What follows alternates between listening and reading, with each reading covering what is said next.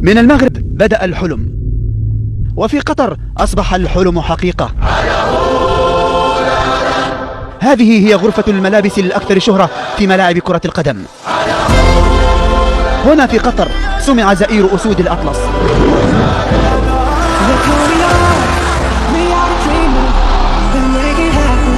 في قطر بدأت الرحلة بمجموعة موت خرجت منها الأسود حية.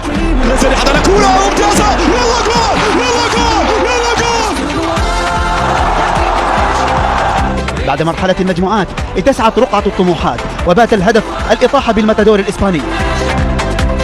يستعد أشرف جول، الله يوصل الله يوصل. في استاد المدينة التعليمية كان عنوان الدرس المغربي: الأم مدرسة إذا أعددتها أعددت منتخبا طيب الأعراق.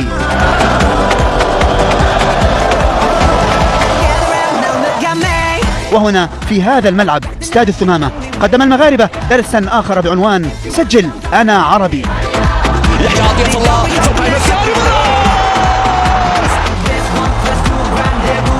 فوز في الملعب الذي يجسد شكل الجحفية، بسببه رفع العرب القبعات لأشقائهم من المغرب مؤكدين بأنه لا شيء يفرقهم. إنه الجيل الذي رسم السعادة على وجوه أمة عربية بأكملها، أمة اجتمعت على قلب رجل واحد. إنه الجيل الذي كان سببا في إيصال صوت قارة سمراء قالت للعالم أجمع: من حقنا أن نحلم ما دامت الكرة تدور. الفرحة كانت لا حدود لها.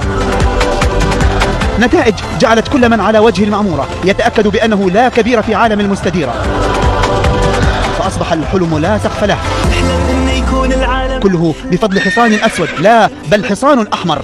رفع فارسه راية زينتها النجمة بأداء 5 نجوم، والجميع يهتفون: ديما مغرب. وقائد الكتيبة المغربية أصدر الأمر: سيروا سيروا، والجنود ينفذون. هو ذاته من يتفاءل أبناؤه عندما يضرب بيديه على رأسه، عندها ينتهي التفكير في أي شيء ويبدأ الاحتفال.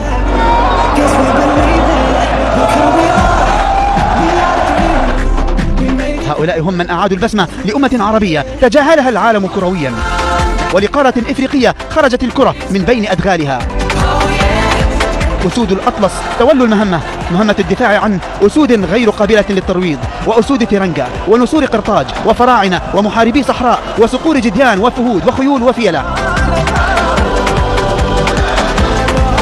هؤلاء هم الحالمون.